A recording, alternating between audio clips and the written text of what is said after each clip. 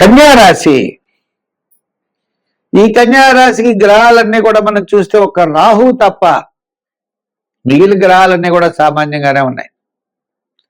ఇంచేత కన్యారాశికి సప్తమంలో శని, వ్యయంలో కేతువు, అష్టమంలో రాహు, ఇలా గ్రహములన్నీ యొక్క ప్రభావం. షష్ఠరాహు ఉన్నాడు, ఆయన ఒక్కడు అనుకూలంగా ఉన్నాడు.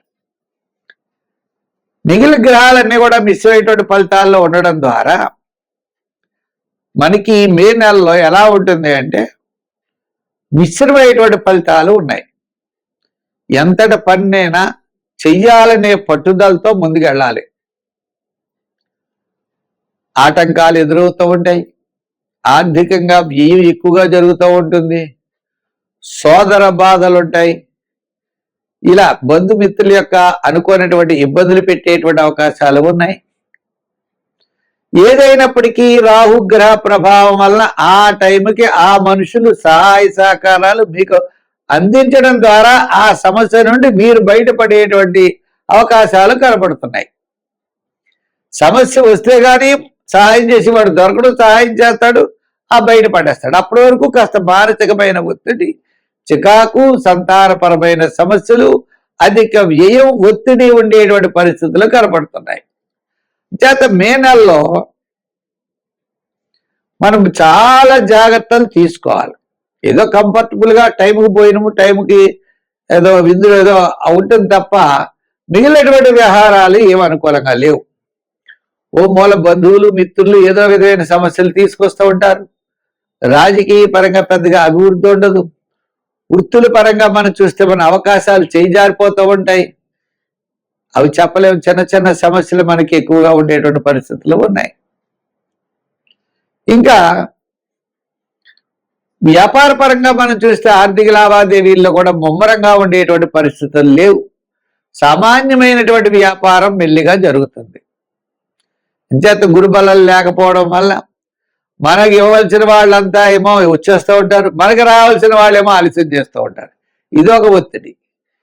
ఇటువంటి సమస్యలన్నీ కూడా మనకి ఎదురవుతూ ఉంటాయి. కాబట్టి మనం ఇటువంటి సమస్యల నుండి చాలా జాగ్రత్తగా తీసుకోవాల్సినటువంటి అవసరం మనకి ఖచ్చితంగా ఉంటుంది. మనం ఏమనుకుంటామంటే పర్వాలేదు, మనం ధైర్యంగా చేయగలమని అనుకుంటాం. కానీ ధైర్యాన్ని మించినటువంటి సాహసాలు ఒక్కోసారి చేయవలసిన పరిస్థితులు వస్తాయి. అంటే నలుగురిని కలుపుకుని మనం ముందుకు వెళ్ళవలసినటువంటి పరిస్థితి కూడా ఉన్నది.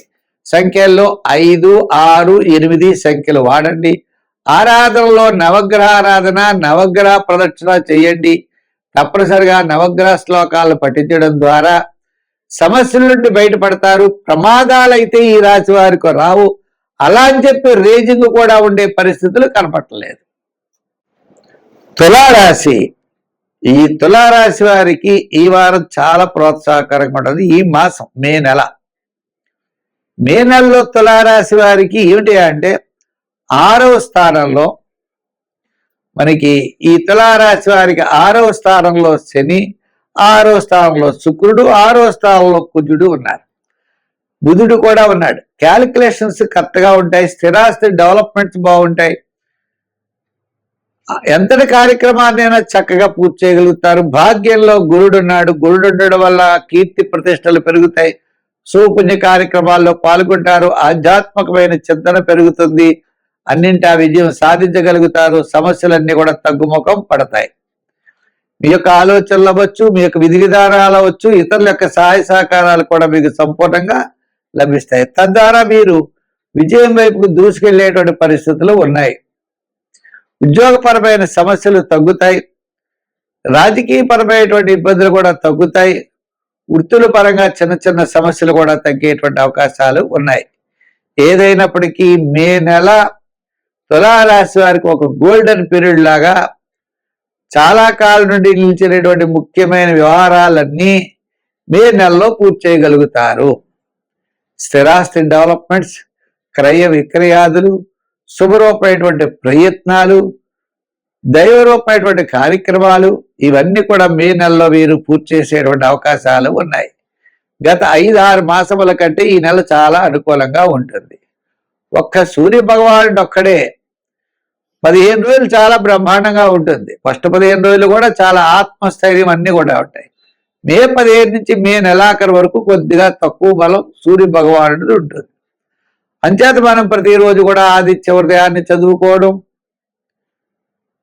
ఆదివారాలు గోధుమ పిండి చిన్న చిన్న ఉండలు చేసి ప్రవహించే నదిలో వేయడం, సంఖ్యల్లో 5, 6, 8 సంఖ్యలు వాడుకోవడం, దీర్ఘకాలిక ప్రయోజనాన్ని ఇచ్చేటువంటి పనులన్నీ కూడా ఇతరుల యొక్క సహాయ సహకారాలతో ముందుకు వెళ్ళడం, ఒప్పందాలు, అగ్రిమెంట్స్,